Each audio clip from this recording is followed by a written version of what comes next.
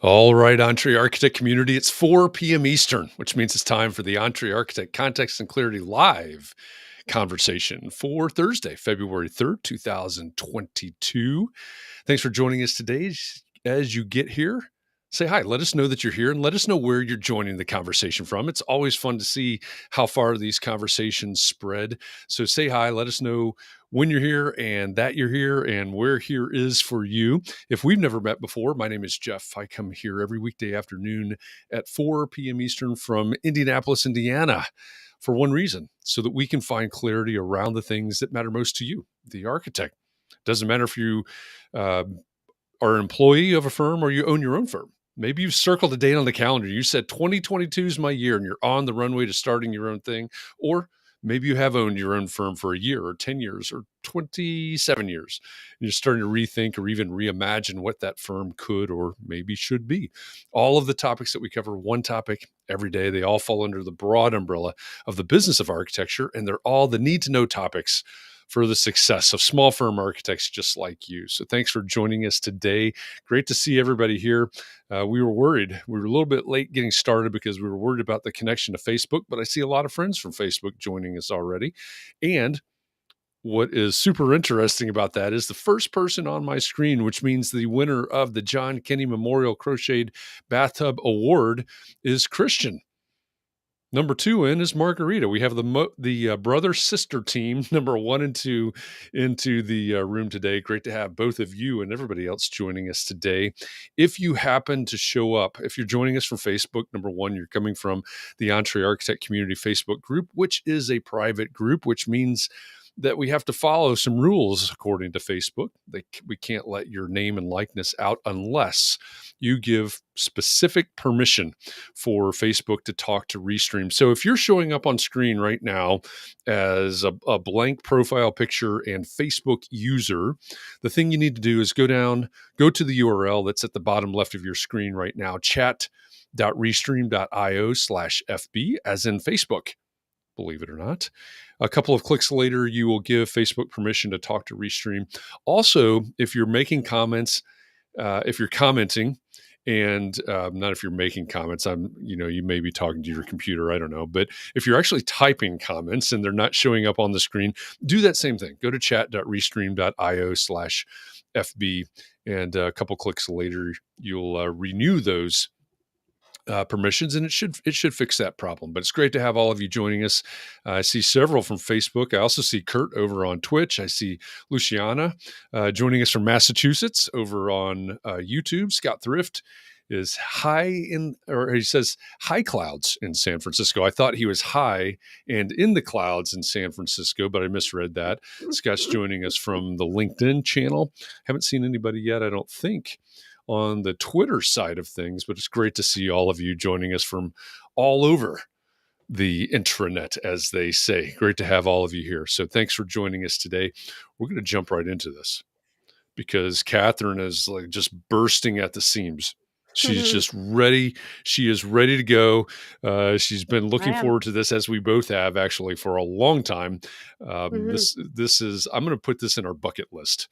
The guest that we have today. It dawned on me as our countdown was going.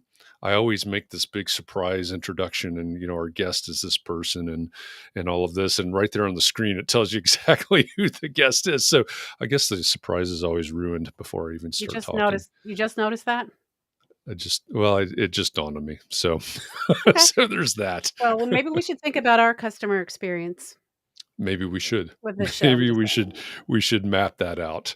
Yeah. All right. With that, let me introduce our guest, who is in the green room, by the way, right now. Usually we provide green M&Ms to our guests in the green room. Today, that's completely inappropriate. Today, we have yellow M&Ms in the green room.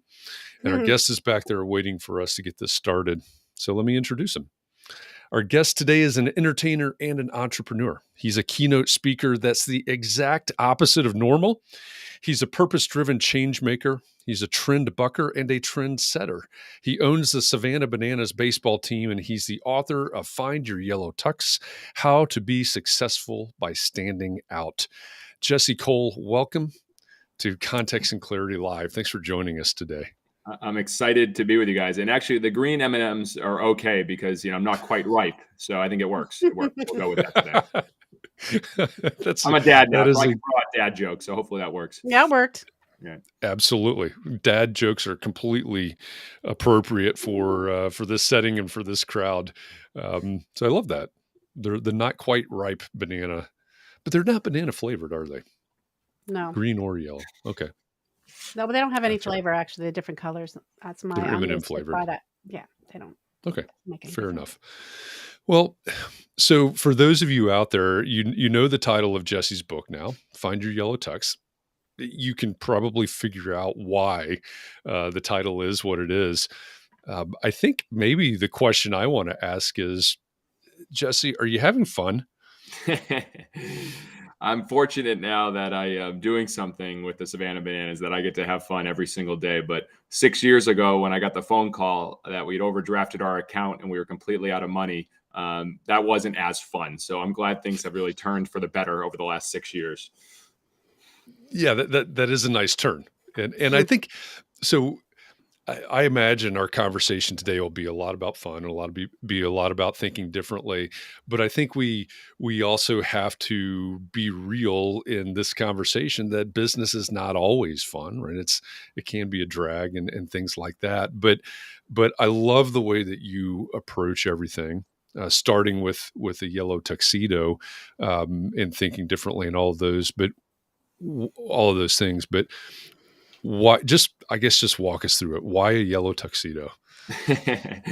Well, I didn't start in a yellow tuxedo. 15 years ago, when I started the industry as a GM of a baseball team, one of the worst performing teams in the country with $268 in the bank account, I was not wearing a yellow tuxedo. But because I realized that we had to do things differently, I read every book on P.T. Barnum and Walt Disney. Here in my office, I got custom posters of all them. I actually have a P.T. Barnum signature. I got baseball cards. They have inspired me so much to think differently. And we believe so much with what we do. Whatever's normal, do the exact opposite. And that normal gets normal results. Normal is actually a 4-letter word in our organization because, when we were being normal back 6 years ago, we were broke. We were almost out of business. We'd only sold 2 tickets. And so we run from normal. And I don't think anyone today gets excited about normal. So we've built that into our DNA and how we've created a fans first experience. And, I've had a lot of success, fortunately. So, I think I love everything about this. But I also know that many in our audience, the majority of our audience right now are probably architects. Although when we simulcast this out, as we say, across 5 channels today, we may have others that are not architects, but they're probably in some sort of professional or creative services. Mm-hmm. And they may have trouble relating to this idea. Okay, here's a guy, he's an entertainer. He's wearing a yellow tuxedo. He promotes and owns a baseball team. How do we apply this in a quote unquote professional setting? Does that make sense?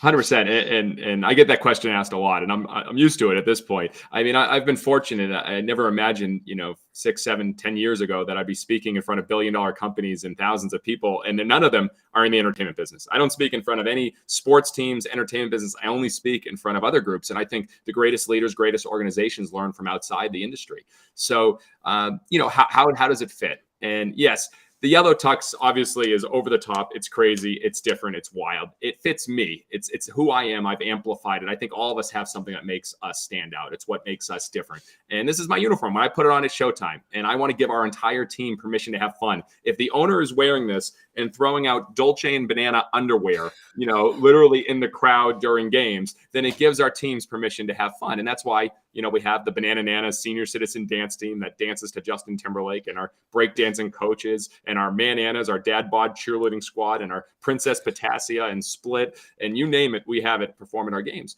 But how does it all fit to you guys? And I think the name of the game is this draws attention first. But the name of the game for us is creating fans. And the name of our company is Fans First Entertainment. Our mission is fans first, entertain always. Every decision we make, we ask ourselves, is it fans first? I believe the future of business is not based on how many clients you have, not based on how many customers you have. It's based on how many fans you have. It's everything.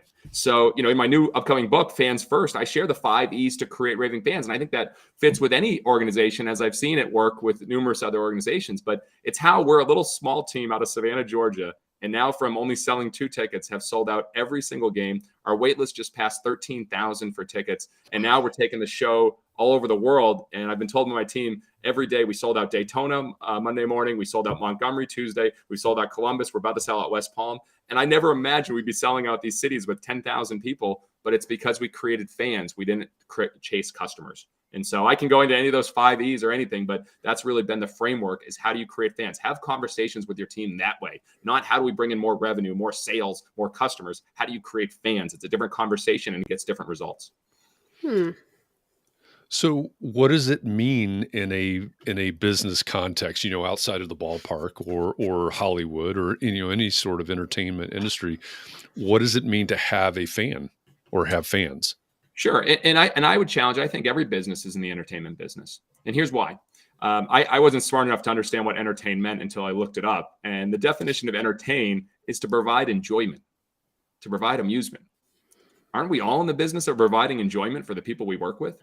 And so I think everyone has this stigma of like entertainment. You're in a yellow tux, you dance. Like what it means to us, the second E to creating raving fans is entertain always. And basically to map the moments for your customer, to map the journey on treating them like you're a host at a dinner party and your customer or clients coming into your house. How do you entertain them? Do you offer to take their jacket? Do you offer them a drink? Do you offer them hors d'oeuvres? How do you make them feel comfortable through the whole process? How, when your friends leave at the end of the night, they want to come back for more and they're telling their spouse, oh, that was so much fun hanging out with them. They often don't say, oh, Jesse, he was the most professional person. You tell me this. How many times do people come home and say, honey, I met the most professional person today? And that is what holds people back, especially in fields like you guys. It's like, we have to be professional. I get it. I understand it. But people don't get excited as much about professional as they do as unique, memorable, different. And that's what we're always aiming for. I think that is an important point for our audience as well. This isn't your world, so you may not know this. This may surprise you. It may not. But the vast majority of firms out there say that a huge percentage, almost always, easily above 60%. I've heard as high as 97%. But 97% of their work comes from repeat clients and referrals. And what you were talking about, I think, is really the key to that formula. Does that make sense? 100%. 74% of people say the key influencer in all buying decisions is word of mouth marketing. 92% of people trust advice or suggestion from a friend or family member over any advertising. And the companies, the people, the corporations that generate an emotional connection with their customers get 3 times the word of mouth marketing than anyone else. So those are real stats. And it's what we've learned. It's how we build everything. Right now, we spend $0 on marketing. When we first started, we spent stupid money on marketing and failed miserably. Now we invest everything on the experience. It's why, for instance, today, I spent an hour calling fans and thanking them for buying tickets. And our entire staff did it. So we've sold 10,000 tickets this week. It is completely unscalable. It makes no sense. But we have 30 full-time people. And we call. I get a list every morning, and I call them and thank them. And if they don't answer, I put my phone right here in front of me, and I say, hey, this is Jesse, the owner of the Savannah Bananas. I just want to call you and thank you so much for getting tickets to come see us in West Palm Beach. We're going to put on a show for you. Thank you so much. We can't wait to see you, and we'll be going bananas with you on April 1st. And then I send it, a text message from the owner. Everyone has my cell phone. So I have a suggestion there, Jesse. How about you just do that to all of them? You don't try to call them at all. You just text them all for that date. I mean, I know that wouldn't be it might go faster, but okay, that's my only idea I'm going to give you. No, it's a good idea. I think a lot of times it's amazing we get to connect with our people. I think so many people. So when someone answers the phone, they're like, "Oh my God, you're actually calling me!" And my kids were watching the game. We're driving all the way from Chicago to come to your game, and then I'll put a note in our system. This family's driving from Chicago. They got 3 kids, and then maybe what we do is we wow them. If there's a little girl in the family, we'll have a player deliver a rose in the middle of the game to the little girl. And those notes we keep track of. It's called listen carefully, respond creatively. So we teach our team to do that, to create. Oh, okay. Well, in that case, definitely don't just text them. So that's awesome. Yeah. I mean, I kind of thinking about how am I going to get down to Savannah But now that I know there's a waiting list, I was saying earlier that we should do Echols down and go to a game and go to Savannah. That's where we should meet this time. We'd love Anyway, I'm seeing a lot of questions on architect and how, and I can yeah, definitely kind of dive into that if you'd like me to. yeah, because Yeah. we were wondering if you had hired one, if they need to be fun. How did you interview them? Did you Sure. want them to be professional, no nonsense, or were you hoping they'd be entertaining or make your life enjoyable? Yeah, there you go. I mean, I think entertaining is different. So, yes, have we hired? So, what should an architect do differently? And have we hired? So, yes, we've worked with an architect. We're designing banana land at our ballpark with zip lines across the field and treehouse Airbnbs and trains that go around the stadium and bananas breweries and speakeasies and you name it, the Disney World of ballparks. And yes, we went in the interview process and we particular, now again, that's us. We wanted to see someone that could think, really imagine or have a good imagination. We were looking for someone that, as we had the first call, it wasn't just here's our prices. We wanted to see someone that would also send, hey, here's some articles, provide value without wanting anything in return. I think that's the best way to get business. Everyone reaches out to us. Will you buy promo items? We buy promo items for us. Send me some designs of unique things of bananas before asking for the business. Send me a free sample. I know it's crazy, but that's how you build relationships is you do things without wanting anything in return. So the architect that we work with, they sent articles, they sent ideas. We weren't being billed every single minute at that point. And of course, if you're playing the long game, you're okay with short-term investment from an architect to win in the long game. And I think a lot of companies aren't willing to do that. Like, no, we can't do that. We're paid 15 minutes. We're paid by every 15-minute increment. The starting point for innovation and creating raving fans, the first E of my 5 E's to create raving fans in the bananas is eliminate friction. And we had to do it. Baseball games too long, too slow, too boring. You get nickel and dime. We eliminated all our tickets are all inclusive. We have nonstop entertainment. We don't even have any ads at our ballpark because we don't want fans to be advertised to when they come to our ballpark. That was a crazy business decision to make right before COVID. But it starts with eliminating friction.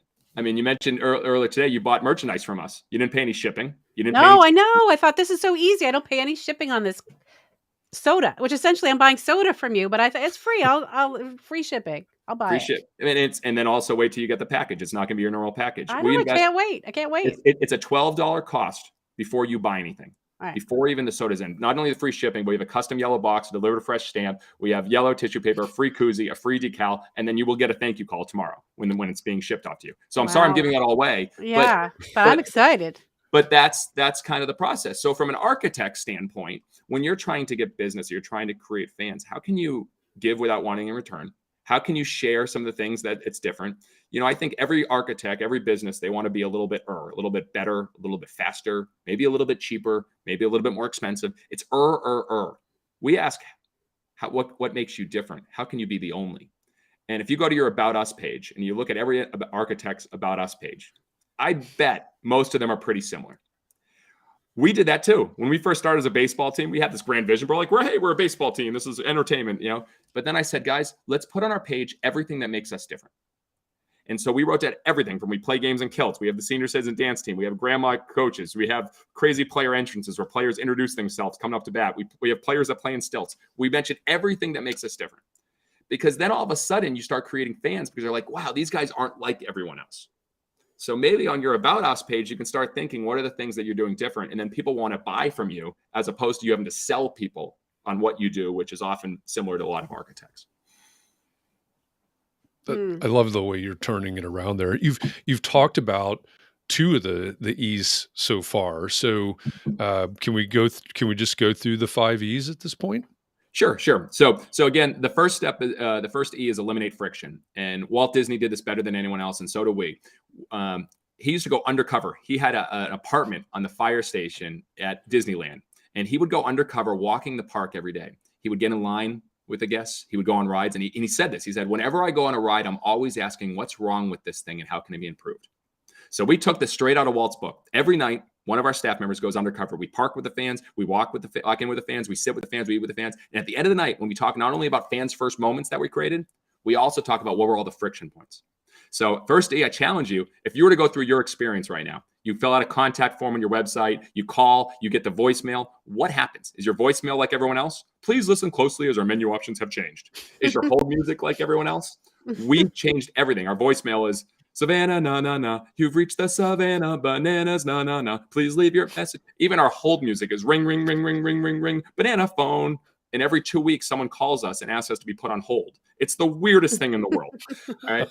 But, go through your experience. How easy is it to do business with you? If you call, how quickly do you get a call back? Is it just a regular email back, or do you actually hear from a person? We're so used to texting and emails. I know it's different, but standing out now is actually talking to a human. It's actually sending a handwritten letter. It's sending a video. That's a different way you can look at it, going the opposite of friction. Sorry, I went a lot into that one because I think there's a lot of parts that an architect could go into. Entertain always. Map the experience. So that first impression. When someone buys from us, you got a video, you bought a merchandise, and we send videos. And when you buy tickets, we get a whole video saying like we're celebrating. We're literally celebrating. When you buy from us like a big group outing, you get an invoice, and it says, "Congrats! Today is your day. Today is the day you get to pay." You may think you've had days like this, the day you bought your first house, your first all-inclusive vacation, or the day you bought your first car, but nothing is quite like Bananas Payday. So pull out your check, credit card, rare coins, Bitcoin, and make that payment like we know you can. This is your moment. Now seize it. Love, Jesse Cole. That's our invoice because, we think an invoice is a friction point, and every pay point is a pain point. How do you make your terms and conditions, your contracts, your invoices, how do you make them a little bit different than everyone else and don't follow the same form? That's a way to create a fan. Because customers aren't expected to love you on the invoices, their terms and conditions, or your contracts. Maybe that's a way to make it a little different. Say, oh my God. I mean, people share our invoices, which is bizarre. So anyways, that's part of the entertain always as well. Eliminate a friction point, first impression, all the way to the last impression. After they do business with you, do you have a plan a week after, 3 weeks after, a month, 6 months? Instead of sending a birthday card, can you send a 6-month birthday card, which we do? Different ways to stand out after the fact. Sorry, I'm going in deep. Last 3, experiment constantly. Jeff Bezos said our success is a direct function of how many experiments we do per year, per month, per week, per day. My question for you is how many experiments, how many new things are you doing, not just with your architect and drawings, but how many new experiments are you doing on your customer experience journey? People need new as a way of life. So we're constantly trying. That's why we invented Banana Ball, the rules behind me, a 2-hour timed game where fans can catch a foul ball for an out. That's what we're playing around the country. That was because we're experimenting to create a better experience. And the last 2 quickly, engage deeply. Do for one what you wish you could do for many, said by Andy Stanley. And this is what I said earlier, listen carefully, respond creatively. We pay attention. If one of our fans say they're having a baby, we will mail them a onesie for their baby, a Bananas onesie. When we found out people were getting engaged and coming to our ballpark, we searched the whole ballpark to find them. And as soon as we found them, we delivered them roses and had a huge announcement in front of the whole crowd for them. We teach that into our team to listen carefully, respond creatively, create those experiences. As an architect, you know what matters to your clients as well as anybody. They're trying to build this, they're trying to do this. Like, you know what they love. So how do you maybe find a moment there to give them something or create something magical? And then the final E is empower action. And that is how you empower your team. And my dad, when I was a kid playing baseball, my dad said, just swing hard in case you hit it. And great advice. And I used to swing hard all the time. I swung and miss a lot, but I was empowered to come up and come to bat and swing. And I think the key is you as the leader, you as the owner, you as the president, you have to empower your team to try new things and be okay with things not going well. The Amazon Fire Phone was a $200 million loss for Amazon. However, the technology helped build Alexa and the Amazon Echo. 100% worth it. You learn by doing. And so what we do is we empower our team to say, what can you do to create these fans first moments every night? What's something new that we can do at our games to create a fans first moment? So that is as fast as I could go through the 5 E's, but hopefully some of those apply. That was very good. That was just the speed I like people to speak. Katharine wants everybody to speak at 2 times normal speed. But I think a lot of that, if not all of that, is applicable in the arena of architecture. One thing I want to ask is you talk about in your current book, in your first book, about considering what business you're really in, right? And you realized you weren't in the business of baseball, quote unquote. A lot of architects are listening right now going, oh, wait a minute. What's he talking about? What business are we in? We're in the business of architecture. But what do you mean when you say figure out what business you're really in? Thanks. And that's a tough question. It took me a while to realize it when I realized that, hey, we're in the baseball business, but we're never going to be the best of the baseball business. And people aren't coming to our games for baseball. And if you really ask that question, why do people choose to work with you? And then answer it, then ask again, why? Ask why 3 times. And then you're going to realize that it's something much more powerful, much deeper than just getting something built. It's what that will provide. And it's why that matters to that person, that family, that business. And if you realize that, you understand that, then you can speak to them in a different language that will create fans, because they'll you're not just talking to them, hey, I'm going to build this, I'm going to put this here, I'm going to do this, I'm going to create this. And I think that's what's happened with our architect that's creating our ballpark. They understand the language of what we're trying to do with our fans, and they speak that with their designs. They speak that in the process, and it's made a huge impact. What does it take? What's the relationship between, or what's the necessary relationship between a business and a fan, right? The reason I'm asking that is I've been studying this. I'm going to call it a marketing tool called a challenge. There's a guy named Pedro Adeo that talks about these challenges. I've run several of them. I think it's a great tool. But one of the things that Pedro says all the time is, when you're running this, you have to figure out who you love, right? You have to decide who it is that you love. And he uses that language. It seems really weird, but then when I think about it, right, when you're talking about the experience, when you're talking about creating fans and all of these things, I think, do we have to love, put that in quotes, I guess, do we have to love the people that we serve in order to do what you're talking about? I think it's important to put your flag in the ground on who you are and what you stand for to attract the people you'll love. Mm-hmm. I think that's very important. We know who we are not for. And I say it. I mean, we literally, when we have people apply for jobs, I'll do a post to say, do not apply for this job. That's the headline. And I give every reason on why you should not work for us to try to deter the people that aren't a good fit. And so we do that with everything. We're very clear on who we are not for baseball traditionalists. If you want a regular baseball game, do not come to our games. And when they rip us apart for all the shenanigans and the craziness, we share those reviews because it's actually saying more of who we are for. So when you talk about love, it's a word that is so tough for people to talk about in business. They struggle with it. It's a soft word. It's like fun. Love. Oh, you should have fun. Oh, yeah, you got to love your people. It wasn't until our fans first director, one of the people that started with us when we were 22 years old, and we were literally the phone lines were cut, the internet lines were cut, the former team took everything out. We were working on a picnic table. She started with us at 22. Now she's been with us 6 years. She's our fans first director. She came to me and said, Jesse, I'd like to do the love languages with our team. And I said, okay, yeah, sure. Here. We did the love languages with our team. It was one of the biggest game changers, knowing why everyone on our team, what love language they speak. And it was huge for our team. About 90% were words of affirmation. And so instead of saying gifts, I make sure I go up to people, I put my arm on their shoulder and say, I'm proud of you for what you did today. And they'll go home. Our director of operations said, when I told him that after a concert, he said that was the best moment of his year. And so I think if you need to love your customers or your clients here more than you love your product, but you need to love your team members even more than you love your customers. How can your team deliver a great experience if they don't know what a great experience is looking like? If you say, let's give a first class experience, have your team members flown first class? Have you given them a first class experience? So like this week, we're flying our world tour director out to the Waste Management golf tournament. He's a huge golf fan, 16th hole. It's costing thousands of dollars. It's worth it. We sent Marie, our fans first director, to Ireland. We sent our vice president to go to game 1 of the World Series with his dad. All those moments show what matters. And it's like their quality time. They want to have quality time with their family. And so those are the things that matter. So I think love is so important. And I think it needs to be talked about more in business. Yeah.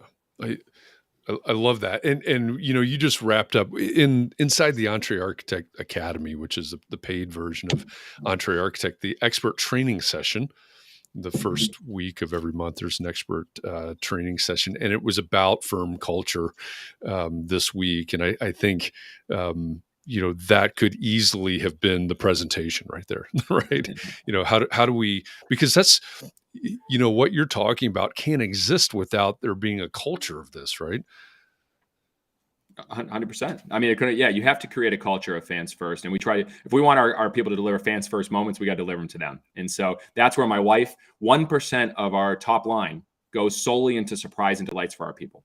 So we've turned our office into a spa with massage therapists and pedicures and manicures.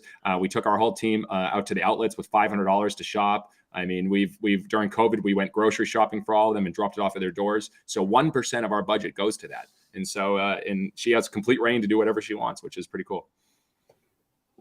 That's very cool.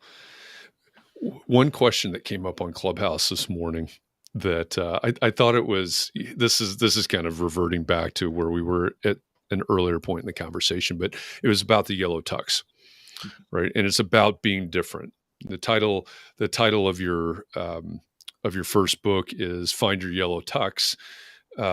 How to be successful standing out.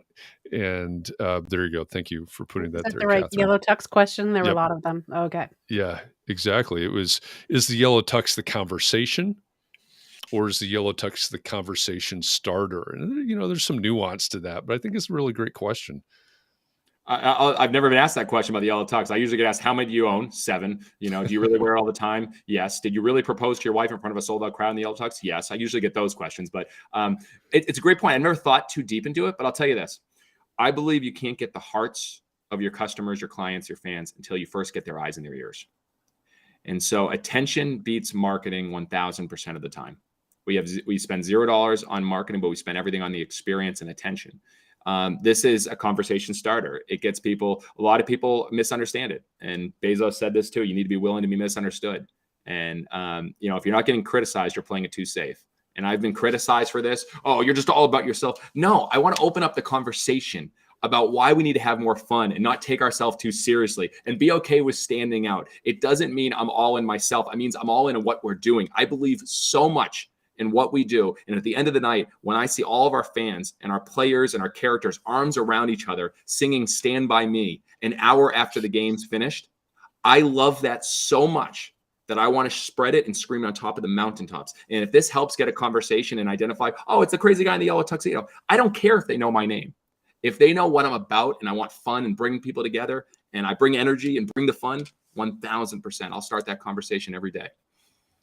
Well, and you mentioned yesterday that, the Yellow Tux is you and these things that you're talking about amplify your personality. So what you're talking about in terms of standing out, whether it's a Yellow Tux or, some other part of the experience or whatever, I don't think you're talking about something that is manufactured or contrived or inauthentic or whatever descriptor you want to use. That's not what you're talking about, is it? 100%. I mean, this is me. I mean, if anybody knows me, they don't know when I'm wearing it, when I'm not wearing it. It's the same person. And right now with you guys or whether I'm, with my friends, I still try to bring this energy because that's what I love. I get fired up about what I get to do every day. And so, yeah, I mean, I remember some people have come to our games wearing it and it seems a little forced to like wear a banana costume, do all your things. But yeah, it doesn't seem as real. I mean, obviously I'm flattered, but I think find your own, it's not, wear a yellow tux, it's find your yellow tux. What's the one thing that makes you stand out? And how do you amplify it? And it's often hidden behind what we're afraid of what people will think. And testing something, trying new something, or we're afraid of it. We have fear of it. And you know what? The people that talk and say something, they're probably not going to be your fans or anyways, and they probably don't matter. I've been criticized a ton, but I've built a tribe of people who fortunately love what we do. And I speak to them. I love that. And everybody in this community gets sick and tired of hearing me talk about their ideal clients, but that's what you're talking about, right? You said earlier, we know who we're not for. And that's the flip side, right? That's the antithesis of who is your ideal client. Who's not your ideal client. I have this process where we go through and we do, both perspective, who have been your best clients and who have not been your best clients and why. Mm-hmm. And, you're right there. You're driving right into that much in a much better, more eloquent way than I can. So I appreciate those. for those of you in the audience, we have to, we're watching the time because we've got to make sure Jesse jumps off in time to get to another meeting, but we've got another few minutes left here. Katharine, do we have any questions from the audience? I want to keep talking, right? I want to keep asking questions, but I also want to open up time for questions from the audience if we have some. There was one question from Sarah Lee who says, what if you are shy and you don't want to stand out? I guess as an architect, because she's an architect. So what if you're shy and you don't want to stand out? Standing out doesn't mean being over the top like I am. You can stand out by writing thank you notes. You can stand out by caring differently. You can stand out by listening carefully, responding creatively. In 2016, I started the thank you experiment. And I told myself I was going to write one thank you letter a day for the year. I bought 400 custom yellow thank you letters, and I started writing to teachers, former teachers, coaches, entrepreneurs, authors, anyone who's inspired me. It changed my life. Today, I've written thousands. I continue to write every day. And, that can be for someone that doesn't want to stand out. They're going to get that letter. They're going to send it. And people save those letters. I've seen our team, our staff that I wrote 4 years ago. They still have them up on their wall. And so I think there's ways to find out, who are you? When you're at your best. I always ask this question, they said, Jesse, how do you have so much energy? Well, I do what gives me energy. It's very simple. So I used to have zero energy when I was doing operations at the ballpark and doing finances and sponsorship and all that stuff. Now I create, I share, and I grow. And so I create new ideas, promotions, I share, I get on podcasts, I talk about what we're doing, I can do keynotes, and I grow and I listen and I learn from people like Walt Disney and P.T. Barnum. And so I audit my day. If I'm doing that 90% of the day, I come home to so much energy to my kids and my wife, and that fires me up. So look at what gives you energy and then do an energy audit of your schedule. That's the bonus E that everybody needs in their life is that energy. And so that's how, if you're shy, then find out what is that you love and put the gas on that, amplify that, and you actually will stand out just in a way you are more comfortable with. I love that. I mean, I hope everybody heard that. Pay attention and do what gives you energy. That could possibly be the mic drop moment right there. Okay. Very importantly, Christian wants to know, what color are your pajamas? That's a little personal, but I guess that's we want to know. I keep it simple. I vary it. I'll just leave it at that. But as far as banana pajamas, 100%. We're actually working on getting banana rompers for the guys to play in, to have a game of rompers. So we might do a shirts and skins game with bananas painted on their chest, but banana pajamas is definitely in the mix for maybe a midnight game in the future. So good. I don't know if you can copyright that, but I appreciate the idea. Well, I love that idea. Yep. That's a good one. I know there's a question from Clubhouse this morning. John Jones asked, where do you find your aha moments? How do you get to that point, right? You have all these moments and you're trying different things. Where do you find your aha moments? It's a muscle. So I've been writing down 10 ideas every single day for 4 years now. And which, if you add that up, that's about 4,000 terrible ideas that I've come up with, and then a few good ones. All right. So there's a lot more than that. But the reality is, if you want to be in good shape, you work out every day. If you want to, you eat healthy, and you eat healthy every day. For me, I work my idea muscle every day. The first thing I do when I wake up in the morning is I don't look at news. I don't go on Facebook. I don't go on social media. I don't go on email. I start with ideas. You don't do Wordle? What's that? You do Wordle the moment you wake up? That's what I do. No, I do not.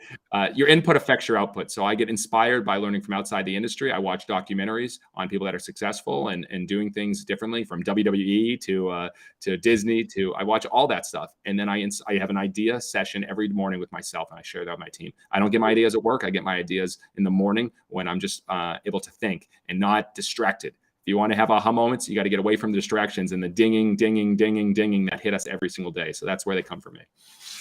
Yeah, I love that. That's awesome. That is. And we're right up to it. Jesse has to jump off for another call. So we're going to wrap it up here so we don't make him late. Or we're going to wrap it up with Jesse right now so we don't make him late. But the rest of you can stick around and we'll wrap it up with our audience here in a few minutes. But Jesse, thank you very much for joining us. Like I said in the intro, Katharine and I have both been just busting, waiting for this conversation. And we thank you. Thanks for your book. I'm looking forward to the next book. It's out May 17th. Yep. We'll update everybody on that as the date gets closer. But thanks for this conversation and all of the inspiration that comes with it. Thanks, guys. It was a pleasure being with you. A lot of fun, and love how you guys are thinking differently and have the courage enough to invite a guy with a crazy yellow tuxedo to speak with you today. So thank you, guys. Thank you It's so fantastic. much. Thanks, Jesse. Well, all right. Well, that was fun. I've got to say. Yeah, that went by fast at 45 minutes. Yeah. Yeah. It did. This is another one of those. I say this, most of you probably don't hear this because I think it happens backstage a lot. This is another one of those conversations that I would have been really happy to have 2 or 3 hours, to continue that. But I know. When he first came on, he said it was like he'd done 4 or 5 podcasts today already. Yeah. So. That's the life of an entertainer, I suppose. I suppose it is. Mark says Jesse needed to split. That is a good one. That's a good one. That was fun. Yeah. So I want to know from everybody in the audience right now, just take 15 seconds and put in the comments section right now from wherever you are, on LinkedIn, on YouTube, on Twitter, Twitch, Facebook, wherever you are. What was your one biggest takeaway from this conversation? Just type that in the comments right now, and let's see what everybody has to say. Chris says you'll just have to invite him back when his new book comes out. Absolutely. Because I'm actually a little bit more intrigued by his new book than his first book. You know what's interesting about that, though, is like Pat Flynn has the same exact book, the Superfans book. Yeah. And for those of you out there that have not listened to the conversation yet, Jesse was on Pat Flynn's podcast.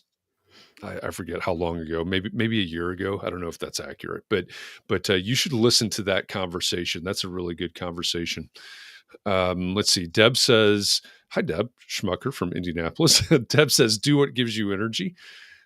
John says, listen carefully and respond creatively. Liz says, be sincere. Chris says, writing 10 ideas a day. All of those are great takeaways. Let's see. What else? Don't be afraid. Yeah, don't be afraid. I think that's. I've been thinking about that a lot this week because we've been. I think we've had a great group of topics this week. I think we've had great conversations in Clubhouse, and again, thank you to all of you that have hosted Clubhouse conversations this week. We talked about what your uniform is. Jesse mentioned that, right? When he puts on the yellow tux, he's ready to go, right? That's kind of a mindset thing. It's a little bit metaphorical. We talked about unforgettable client experiences. We talked about doing the unexpected. I know those are challenging. Those have been challenging topics for a lot of people. And I think that does come from a little bit from fear. I think that's one of the places it comes from. What if somebody looks at me wearing whatever it is, a yellow tux or doing this? A green shirt. Doesn't even have to be that crazy for us. Exactly. Exactly. Yeah. Well, I, for one, am very happy that I got to meet him. When I first heard him talk on the business of architecture years ago, I thought, I need to meet this person. And I just did. Yeah. Because he's just like fills me so much with inspiration, and it's okay to try new things. And the whole idea, 10 ideas a day, you and I both like the idea of idea factory type thing. Yep. So, yeah. It, for anybody out there that has not read the book, and again, the book is Find Your Yellow Tux, How to Be Successful by Standing Out by Jesse Cole. It's Jesse Cole, Cole. I'd encourage everybody to read it, right? It's not really about a yellow tuxedo. That's, like he said, that's his thing. But there's so much in there about thinking differently. He's also got a great podcast, by the way. Hasn't published an episode in a little bit since last year, but his podcast is great as well. It's doing business differently. I might be paraphrasing that title a little bit, but I'd recommend everybody read this book and really think about what he's talking about in terms of what's the expected. or what's normal, and how do we do the opposite? Those types of things. I think there's a lot of room in this profession for what he talks about. Yeah. Rod says, this reminds me of the Liberty Tax Service person on East Washington Street. So Rod's talking about Indianapolis. And I don't know if do you have Liberty Tax Service in Massachusetts? No, I don't know. I have never heard of them, It's but like I the don't hang out gangster. with a lot of accountants, so. Yeah. Well, it's like the it's like the gangsta version of H&R Block. I don't know Wow, where I'm it trying is. to imagine that. So their logo is Lady Liberty. Mm-hmm. And at their locations, they will have someone dressed up in sort of a green lame Statue of Liberty kind of costume, Awesome. holding a Liberty Tax Service sign. And of course, they're not doing it now because we've got about 10 inches of snow on the ground already. But during tax season, they'll be out there, and the best ones are the ones that are spinning the sign and doing all that and attracting people to the Liberty Tax Service. Is their skin also copper patina, or they just wearing the dress? Or they must have a head thing on their head. They do. They have the head thing. They've had the whole thing. I don't know that I've seen anybody that has painted their face. However, so Rod, I don't know if you've ever seen this guy. So Rod and I are going to have a conversation about Indianapolis right now. Deb's jumping in because she's also in Indianapolis. Rod, on that would be Keystone, right? On North Keystone, there is one of those places that buys gold. I don't know. Do you have those places in Massachusetts? Yeah. We'll buy your gold kind of thing. Yeah, I unfortunately gave someone my gold one time at one of those places, and I regret it. So don't take it there.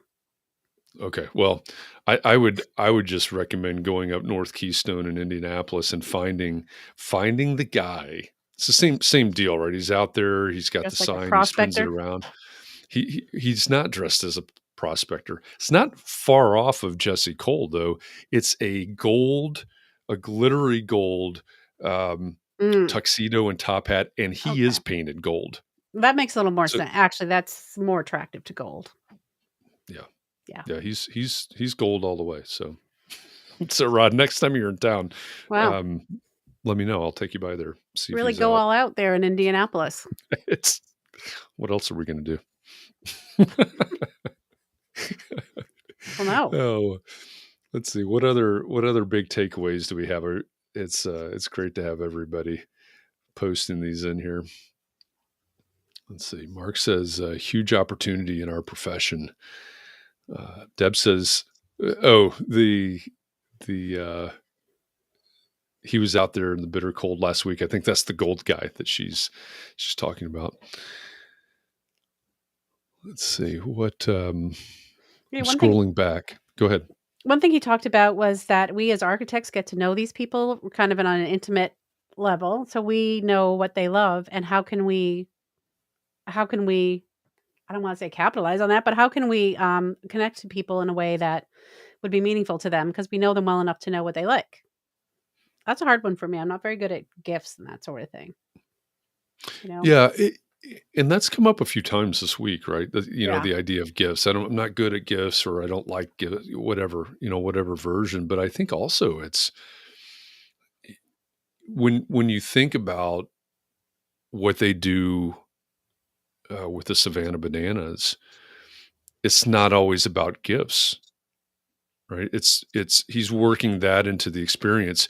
When he was describing, the family's driving down from Chicago, and they've got 3 kids, and they're putting those notes, in their system, whatever that means, in their CRM or whatever they're using, or so-and-so they're getting engaged, or whatever it is.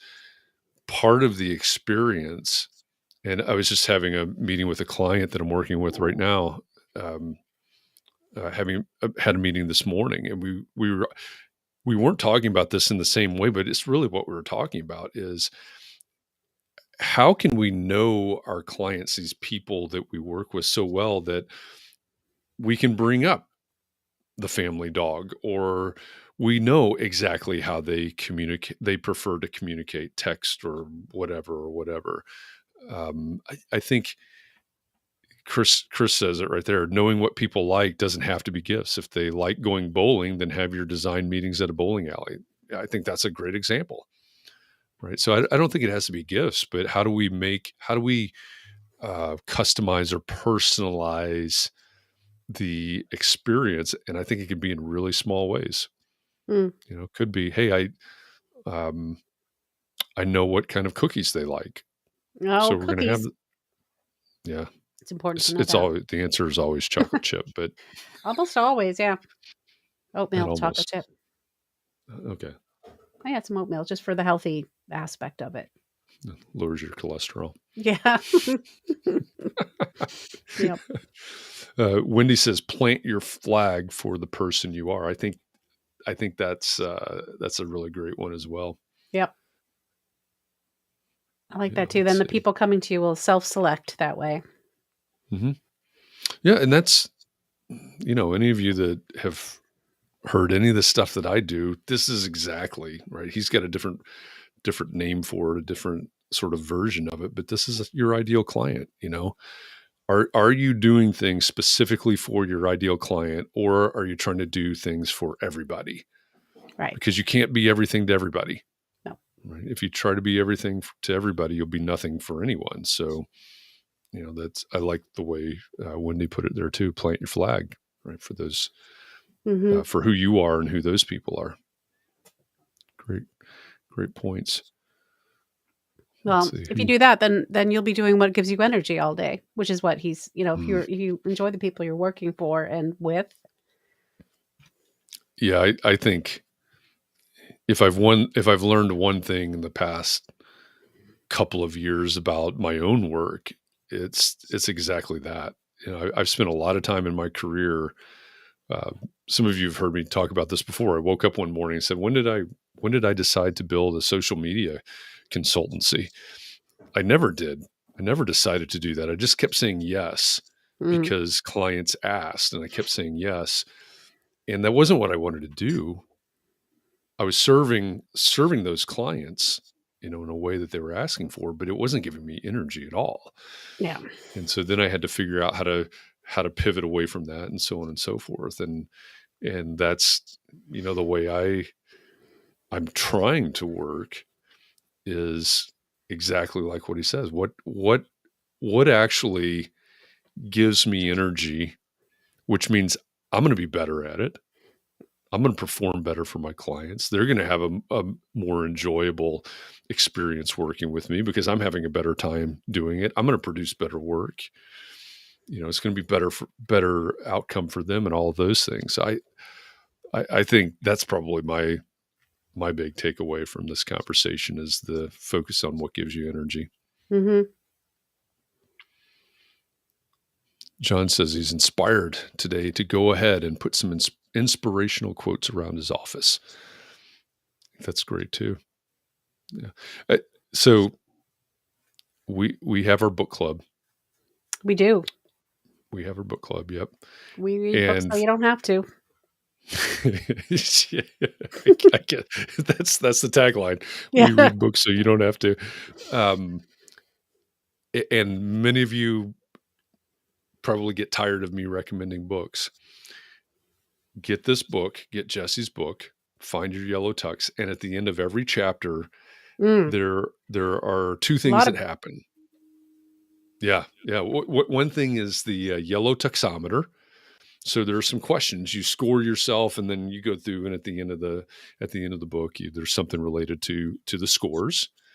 And then he has book recommendations at the end of every. It's the what is it? The Yellow Tuxedo bookshelf or something like that. Something like that, yeah. Yeah, and it is a lot. Is a lot of books, but he has his team read these books as well. So that's why you have Blinkist.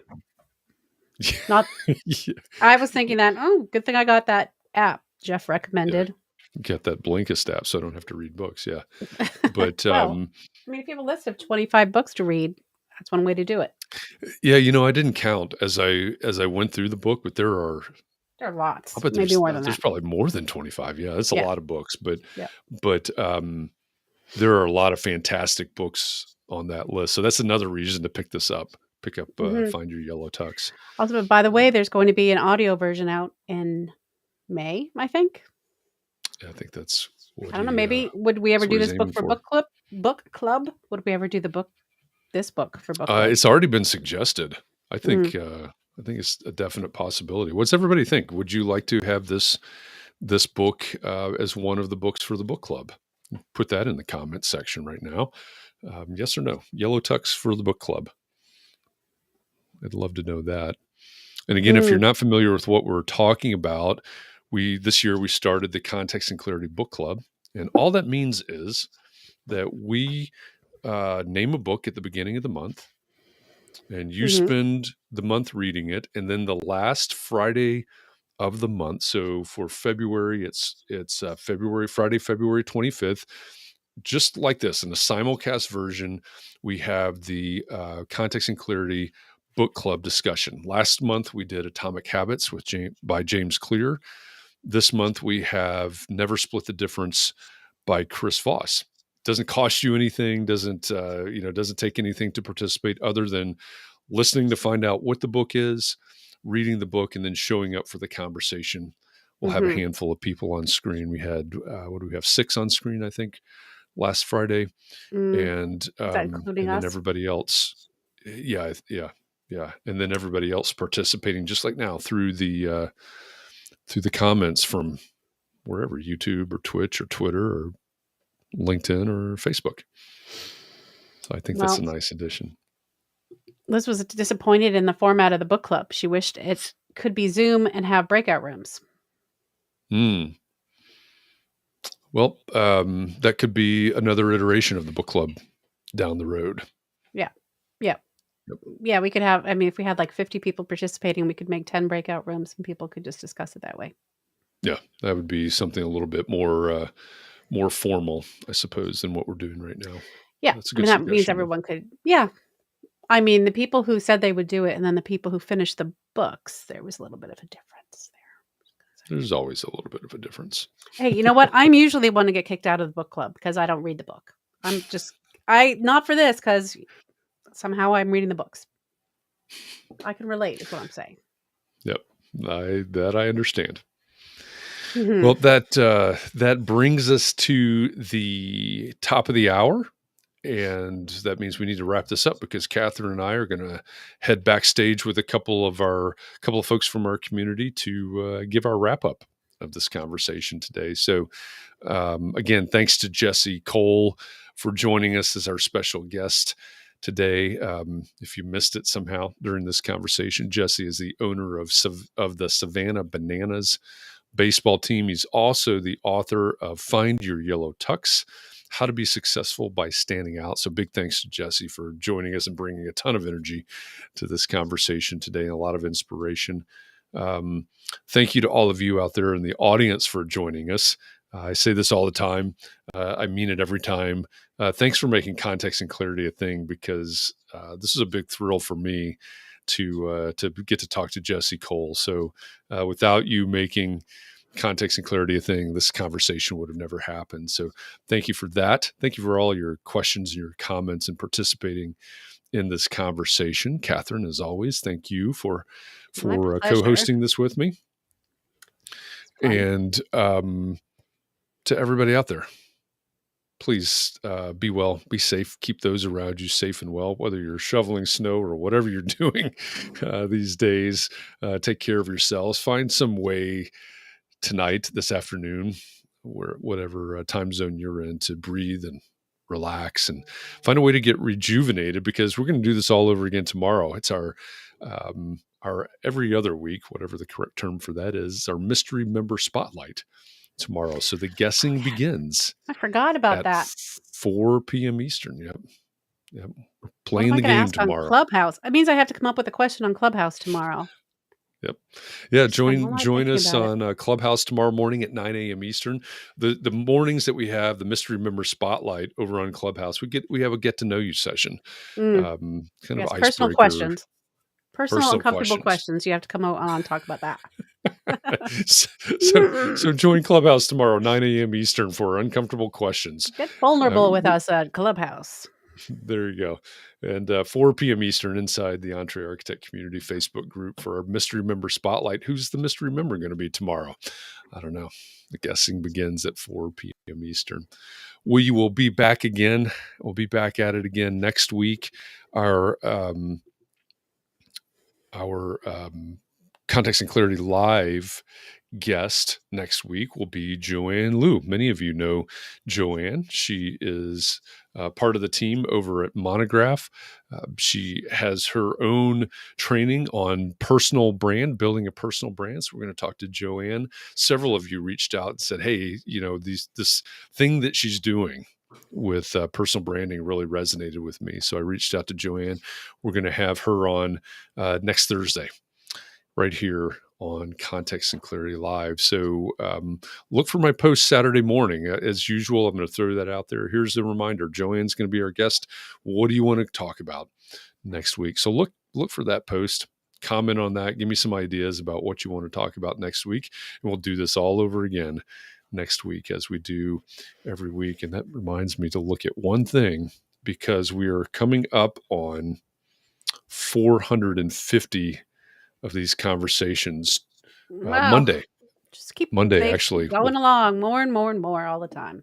They do, absolutely. Monday will be our 450th Context and Clarity conversation. So thank you to all of you. Coming up next. It's around the corner. I'll tell you what day it's April 18th. Should be our 500th conversation. So thank you. Thanks to all of you for almost 450 conversations at this point. I'm looking forward to the next 450. So with that, again, thanks everybody. Appreciate all of you, and hope I see you around somewhere sometime soon. Thanks everybody. See you next week.